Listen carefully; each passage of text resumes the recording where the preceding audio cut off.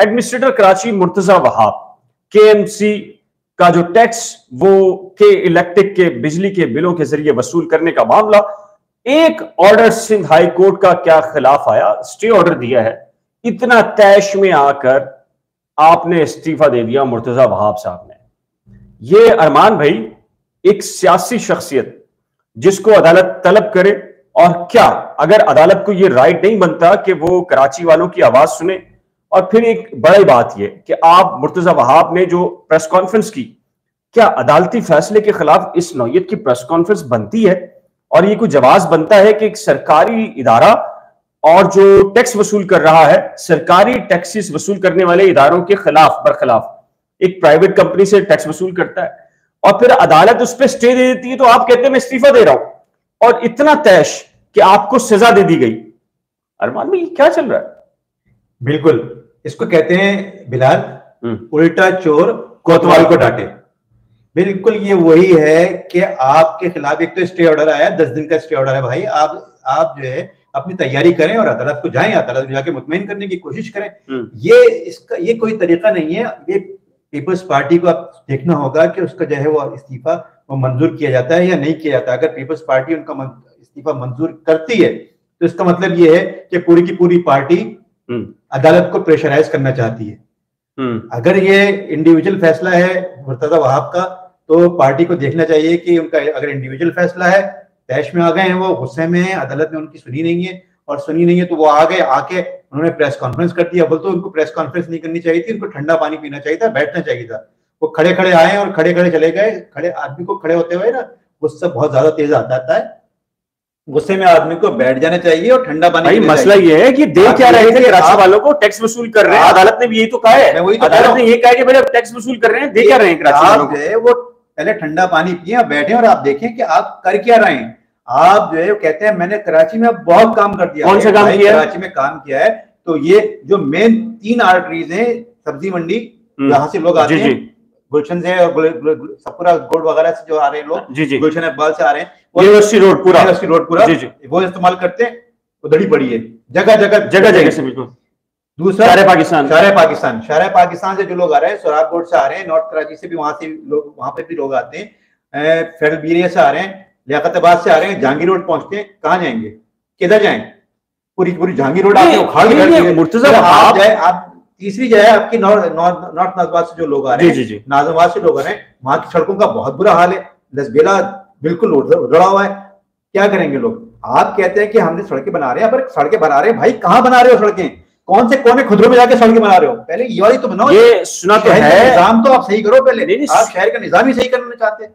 نہیں، سنا تو یہ ہے کہ ایسا تو کیا گیا، سڑکیں تو بنائی گئی ہیں، لیکن جہاں ان کا مفاد تھا انہوں نے سڑکیں بنا دی۔ لگتا تو ایسا ہی ہے، ایسے ہی لگ رہا ہے بالکل کہ اگر ان کا جہاں مفاد تھا تو انہوں نے پہلے وہاں پر بنا دیے ہیں، یا ان کے کوئی ویسٹرن انٹرسٹ ہے وہاں پر۔ اب تو لوگ یہ سوچنے میں مجبور ہوں گے نا کہ جب جو چیزیں جہاں پر تمام رش ہوتا ہے، جہاں لوڈ زیادہ ہے ٹریفک کا، آپ وہ سڑکیں ایسی چھوڑ رہے ہیں، جہاں لوڈ کم ہے ٹریفک کا آپ وہ سڑکیں بنا رہے ہیں، تو اس کا مطلب یہ ہے کہ آپ کے کوئی ویسٹرن انٹرسٹ ہیں یا آپ کی پرائورٹیز ڈفرینٹ ہیں۔ آپ کی پرائورٹیز یہ ہے ہی نہیں جو کہ ہونی چاہیے، جو کہ نظر آ رہی ہیں کہ بھائی آپ کو کہاں پر جا کے روڈ بنانے چاہیے تھے، آپ وہ بنا ہی نہیں رہے۔ عدالت نے بالکل صحیح نوٹس لیا ہے، عدالت نے کہا ہے آپ کام کر کہاں رہے ہیں بھائی؟ دیکھیں بیسکلی آڈینس کے کیا کیا ہے، کورٹ نے ان سے صرف اور صرف یہ پوچھا ہے کہ آپ یہ بتائیں کہ یہ ٹیکس پہلے سے آپ موٹر وہیکل کا ٹیکس لے رہے ہیں اور دیگر جو آپ کے ٹیکسز ہیں کراچی والے پے کر رہے ہیں، ان کے بدلے میں ان کو مل کیا رہا ہے؟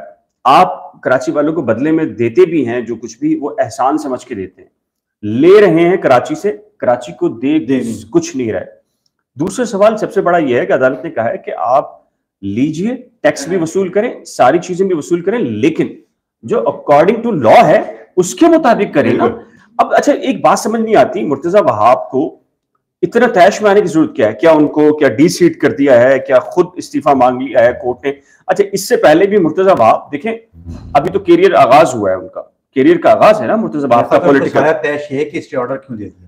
دیکھیں یہی معاملہ بالکل انہوں نے چیف جسٹس گلزار احمد کے ساتھ بھی کیا، اور یہی والے آرگیومنٹس کہ آپ کراچی کو دے کیا رہے ہیں، پیپلز پارٹی سے ایڈمنسٹریٹر کراچی سے یہی پوچھا تھا کر، لیکن اس کے بدلے میں کیا کیا؟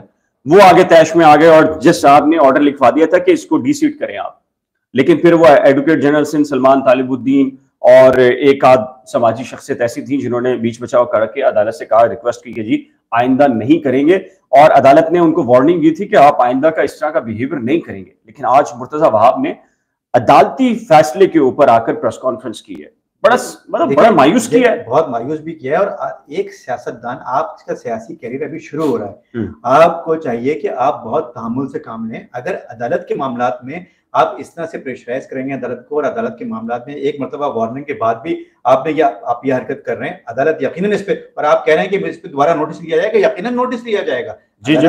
آپ پر بالکل نوٹس لے گی کہ آپ عدالت کے فیصلے کے بعد آپ اس طرح کی پریس کانفرنس اگر کریں گے تو عدالت بالکل نوٹس لے گی اس پر.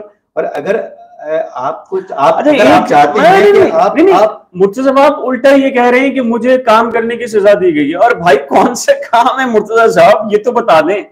ہاں ٹھیک ہے، انہوں نے اپنے کسی سورس کے اوپر روڈ بنایا ہوگا. حالت آڈینس میں آپ کو یہ بتاؤں، انگلینڈ کی ٹیم آئی ہوئی ہے، جس ہوٹل میں وہ ٹھہری ہوئی ہے اس ہوٹل کے باہر روڈ ٹوٹا ہوا تھا. جب تک صحافیوں نے اس کی نشاندہی نہیں کی کہ اب انگلینڈ والے بیچارے جس گاڑی کے اندر وہ ہوٹل میں داخل اور باہر نکل رہے تھے تو وہ گاڑی ہچکولے لے رہی تھی. یہ حالت ہے. صحافیوں نے پوائنٹ آؤٹ کیا تو پھر وہ اس کے اوپر کارپیٹنگ کا عمل ہوا.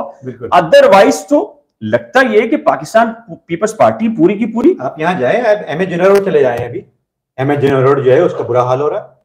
یہاں پر پورا شہر یہاں آ رہا ہوتا ہے، پورا آپ کا سارا ٹریڈنگ زون ہے، یہ سارے کا سارا شہر یہاں آتا ہے.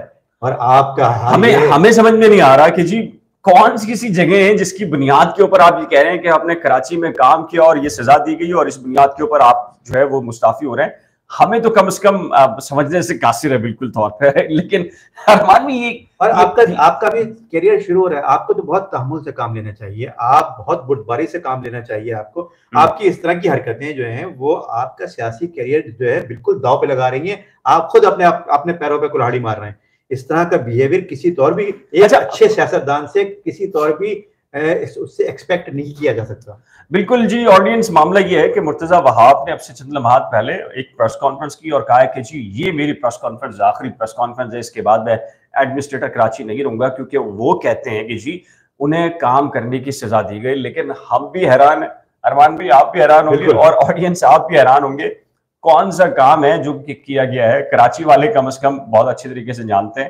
اور نیچے دیے گئے کمنٹ سیکشن میں کراچی والوں آپ بھی ذرا لکھیے، اور اگر آپ کہیں پر بھی ہیں یا پورے پاکستان سے بھی آپ اگر کہیں دیکھ رہے ہیں تو آپ نشاندہی کیجئے کہ مرتضیٰ وہاب صاحب نے کام کیا ہے تو کہاں کیا ہے. ادروائز ہمیں تو نظر نہیں آتا. اگر آپ کو نظر آ رہا ہے تو نیچے دیے گئے کمنٹ سیکشن میں ضرور تحریر کیجیے گا. اور میری ریکویسٹ ہے پاکستان پیپلز پارٹی سے کہ کم از کم ان کے جہاں باقی معاملات ہیں تو کراچی کے لیے خدا را رحم کیجیے. کراچی والوں کو جینے دیجیے، ان کے لیے روڈ بنا دیجیے، سڑکیں بنا دیجیے. آپ کا بڑا شکریہ ہوگا، بڑی عنایت ہوگی. تو ایک نئے لائیو سیشن اور ولاگ کے لیے دیجیے مجھے اور ارمان بھائی کو اجازت. خدا حافظ.